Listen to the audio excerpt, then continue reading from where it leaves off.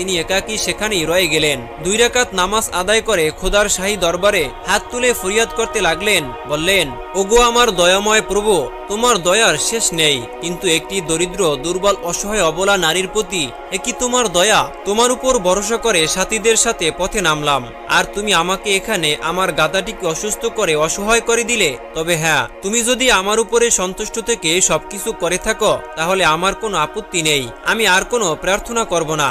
এখন থেকেই আস্তে আস্তে বাড়িতে ফিরে যাব। রাবেয়া বসরির প্রার্থনা শেষ হতে না হতেই তিনি দেখলেন তার গাধাটা সম্পূর্ণ সুস্থ হয়ে মনিবের প্রতীক্ষায় দাঁড়িয়ে আছে।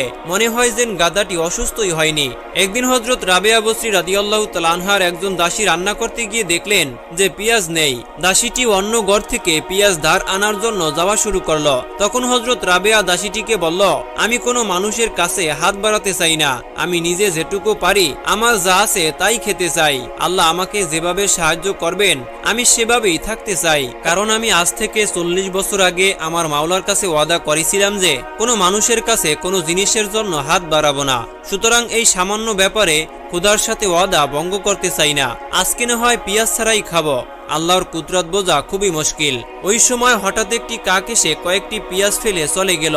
রাবেয়া বসরি রাদিয়াল্লাহু তাআলা আনহার দাসী ওই পেঁয়াজ কুড়িয়ে এনে তরকারি পাক করলেন। এর কিছুদিন পরের ঘটনা, হযরত রাবেয়া বসরি রাদিয়াল্লাহু তাআলা আনহা লোকালয় ছেড়ে নির্জনতার জন্য ফোরাত নদীর তীরে জায়নামাজ বিছিয়ে খোদার ধ্যানে বসে গেলেন।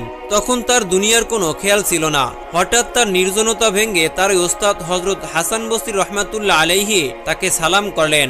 রাবেয়া বসরির ধ্যান ভেঙে গেল। ফিরে দেখলেন তার ওই শিক্ষাগুরু পাশে দণ্ডায়মান। রাবেয়া বসরি তাকে স্বাগত জানানোর প্রস্তুতি নিলেন, কিন্তু তার পূর্বেই হযরত হাসান বসরি তার জায়নামাজখানা হাতে তুলে নিয়ে নদীর পানির